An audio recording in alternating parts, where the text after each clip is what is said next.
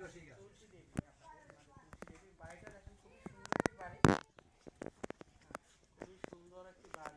এই বাড়িতে একজন ওনারা বসবাস করেন এবং ওনাদের পরিবারের প্রায় কতজন পরিবার আপনাদের সংখ্যা? সংখ্যা প্রায় 7-8টা। আপনাদের এই বাড়িতে কতজন থাকে? এখানে থাকে প্রায় 5 জন। এত সুন্দর গোছানো বাড়ি, আম গাছ, জাম গাছ, ফুল গাছ সবই রয়েছে, কিন্তু সবচেয়ে দুঃখের বিষয় এবং সুখে আনন্দের বিষয় হচ্ছে সত্যমস্টার এখনো ওনার ছেলের যে সুখের বিষয় সেটা হচ্ছে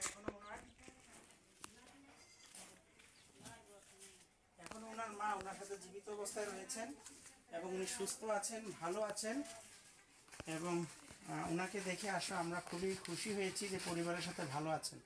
আপনি কিভাবে ওনাকে সহযোগিতা করছেন বা সরকার থেকে কোনো সুযোগ সুবিধা পেয়েছেন কিনা? না, পাইনি, কোনো সুযোগ সুবিধা পাইনি সরকার থেকে।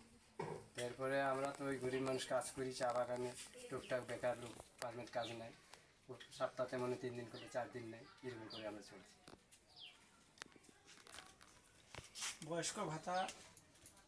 বয়স্কর ভাতাও পাচ্ছে নাই মা, আমাদের মা যে বয়স্কর ভাতাও পাচ্ছে না। কাটাও নিয়ে হারাই দিল জয়দেব মেম্বার, আজকে 10 বছর আগে একবার ফেল করলো মেম্বার, এই সময় নিয়েছিল, এখন আবার পাস করলো, এইভাবেও পাই নাই।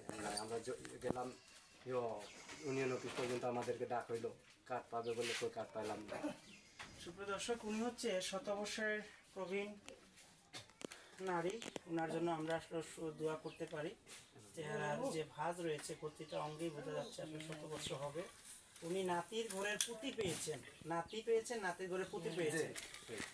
তো ওনার জন্য আমরা দোয়া করি, উনি সুস্থ থাকুক, ভালো থাকুক। আপনাদের জন্য শুভকামনা। আপনার মাকে আপনি এত যত্ন করে রেখেছেন, আপনার জন্য শুভকামনা। ভালো থাকবেন, সুস্থ থাকবেন।